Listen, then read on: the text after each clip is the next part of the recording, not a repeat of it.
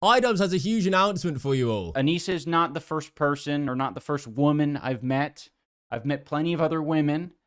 She's certainly not the first woman I've dated, and certainly not the first woman I've had sex with. Imagine having to state that on the internet. Look, I know people are saying this about IDubbbz. Guys, I've met plenty of women. Plenty. Do you believe me? Plenty of women. I've met plenty of other women. If you can't tell, we're talking about IDubbbz and Anisa because you can't get one without the other. Since they got cancelled in the summer, they've become unbearably worse. And remember, these are the people who are grandstanding above everyone after they ran a charity event, not telling people that they were going to get profits from said charity event. They got exposed by previous coaches for the way they acted, and the whole internet has just completely shat on them. But what's been happening afterwards, I had to talk about it because it's just blown my fucking mind. I want to get to the hard-hitting stuff first, so let's take a look at when IDubbbz got brought food from Anisa. But what would needle be? Oh, thank you.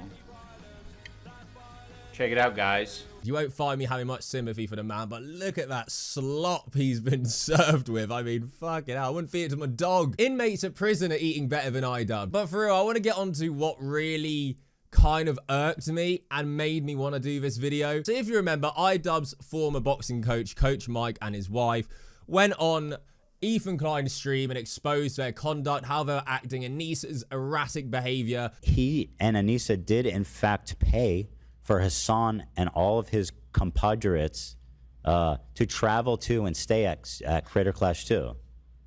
Yes. Yeah, so they were talking about that long before, about how they had to fly in all these people.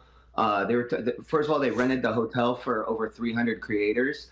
And flew a lot of them in because she would always talk about a certain group of people. It was like somebody named Pokimane and all these other people. And she would always talk about how she wants like them to be there and she wants to be a part of their group. But so for that second event, so I tell him he needs to do 2-a-days. This is like 2 weeks before the fight. I'm like, we need to do your 2-a-days. And I said, my brand is at stake. Well, he went and told Anisa that I told him my brand was at stake. So the next day she comes into the gym super mad. And she's like, our brand is at stake. We're $500,000 in the hole right now. We're inside the Uber, and we were with Ian and Anisa. And Anisa said that, like, her mom only had 2 expectations for her to marry someone that was rich and also to be of her religion, right? And so she said that Anisa goes, well, I mean, I didn't get someone that was of my religion, but at least I got one part of it right. He's rich. And then she like laughed about it. And then he was in the car and you could tell he was bothered by it. Well, Anisa, we all love Anisa. She's not the vengeful type. She's not gonna try and false accusations. So after this all came out, Anisa, who's constantly in IDubbbz chat, checking on him, making sure he's not saying the wrong thing. I've met plenty of other women. She decides to create this story, and I say create because it's nothing. It's a complete nothing burger. He's trying to make Coach Mike out to be this creep. Regarding Coach Mike, in the chat, he wouldn't stop hugging me. It was really, really upsetting. I kept trying to push him off, and he wouldn't. I was embarrassed. It made me feel really embarrassed, and then he wouldn't let me leave. He kept hugging me, and I was trying to push him off, and I cried.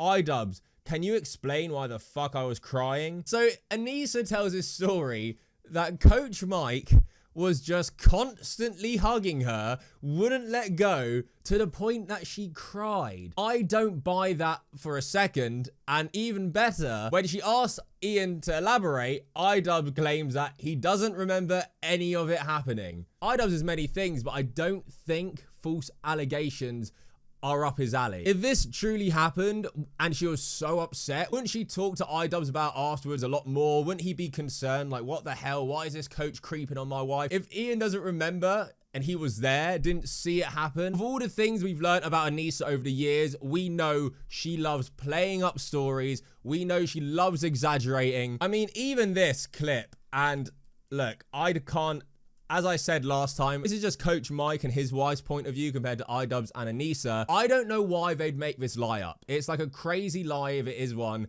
They said that apparently Anisa claimed to be in the infamous Mia Khalifa hijab video, and that's how she got famous. Apparently that's what she told them. Like a couple months ago, she had always told us one of the reasons that she told me that people hate on Ian was because she had done a porn Mia Khalifa in a hijab. So I'm like, oh damn. Wait, hold on. What does that have to do? Yeah. Wait, oh, okay. Anisa said that she was in the porn with Mia Khalifa. Yes. This was the first conversation I had with Anisa when I first met her at the gym. Michael told me, hey, the YouTuber's coming in today with his wife. They're training, you know, come and meet them and film, right? And then I go and I meet her and I said to her, hey, you know, we don't really know much about the YouTube world. So are you also a YouTuber? What do you do for work? And then she like literally giggled like, and she was like, well, you know, I actually had a porn video that went viral. And I was like, oh my God, I just looked around to make sure nobody was around us because why are you talking about this at the gym?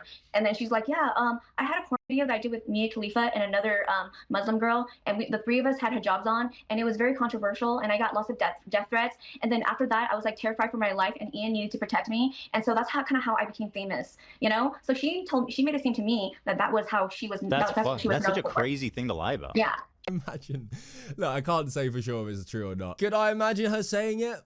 Yeah. But then I asked the question, why the fuck would you lie about being in that video? Would she crave attention that bad? I mean, yeah, probably. She did fly out loads of streamers to charity events with money that should have gone towards a charity just because she wanted to be involved in that little clique of streamers. So I've met plenty of other women. Anisa further went on to bash Coach Mike's wife after, you know, she exposed all of Anisa's behavior, saying, I've never seen internalized misogyny quite like whatever Kate Yang is wrestling with, but I hope she gets better soon.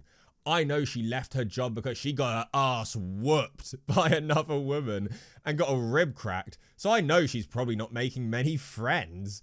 It makes sense she would gravitate to those bozos. It's so funny. Anisa's like, I hope she gets better soon, but I heard she got her ass absolutely whooped, handed to her. She's just the most disingenuous nightmare of a person that we've seen over the years. Like, this isn't something I'm just like, I don't know who Anisa is. We've seen her. We've seen how she's acted, and I can never get behind someone trying to make someone out to be a creep only after the fact they exposed you. If this was something that's been wrestling in your mind for so long, wouldn't it be a big deal if it was true? And for some reason, IDubbbz and Anisa are obsessed with Hasan. Probably because IDubbbz signed his soul away before making that content cop on Ethan. Now he's completely committed to the Hasan side. And now they're just, like, obsessed. This was a comment Anisa left in IDubbbz chat saying, it's kind of insane how many Hasan heads must be in here. It makes me realize how much overlap there must be, but I worry it'll make things hard for growth at IDubbbz. Yeah, I'm sure that's why IDubbbz's streaming career isn't taking off, because Hasan's audience overlap. I don't like Hasan, but I don't think IDubbbz has much of a crossover with Hasan's massive political audience. And like, it's just so cringe. Like, I worry this is hard for growth. Yeah, if one person streaming or being a big name is hard for your growth, then it's not that person's fault. It's you. It's you, your content, and what you're doing. No one wants to watch. IDubbbz also refers to himself as the White Hasan, because this is what he says again about his streaming schedule and Hasan. I might do different times, so it could be like during the night or something. I still haven't figured that part out. Because I don't know if I want to be streaming when fucking Hasan's streaming. But I also might want to stream while Hasan's streaming because he deserves like a little competition. I think that's maybe a good idea. Especially if people see me as like the White Hasan. Oh my, I can't take that. Can't take the cringe and the delusion. One, he's like, you know, I need to align my schedule, Hasan's, because no of them Hasan heads are flocking to me after he's done. And then, probably the most egregious statement is, but I also might want to stream while Hasan's streaming because he deserves like a little competition. I think that's maybe a good idea.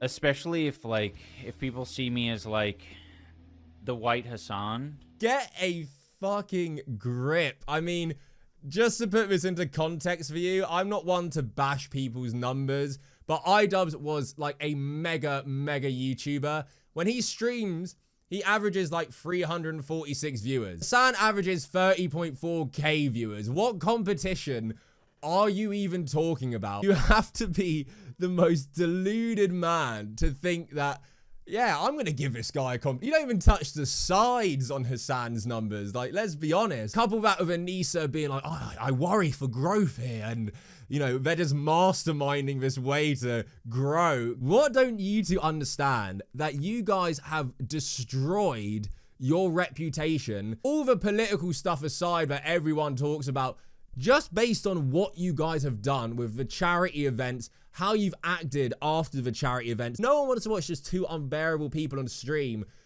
telling other people how to live their life. Take this clip, for example. Ian and Anisa love Radiohead. Now, Radiohead are a great band. Nothing wrong with that. Until they, like, received some information that they can't like Radiohead anymore. Are you a Radiohead guy? I'm not. I've never been a Radiohead guy. Anisa was like, oh, Radiohead's so great. I listened to a couple songs. I'm like, oh yeah, Radiohead is great. And then we get some info that Radiohead is a little bit like Zionist coded. I'll stop listening to it. Like, what the fuck does that even mean? Look, I don't look into bands or music I like that, because that just seems like an unbearable way to live. Yeah, if there's a massive scandal that they're like a woman beater, pedophile, something like this, yeah, it affects the way I listen to their music. But I don't know what the hell he means there, but just listening to them preach, like, guys, Radiohead, a little bit Zionist coded, we stopped. We're better than you. If you like Radiohead, you're a massive piece of shit. It's just exhausting to listen to. It's not a rare example. They constantly preach about how they're better than you because they've stopped doing this or they've stopped doing that. Just shut the fuck up. Like the video if you agree, comment your opinion, subscribe if you're new. Till next time, fuck off. I've met plenty of other women.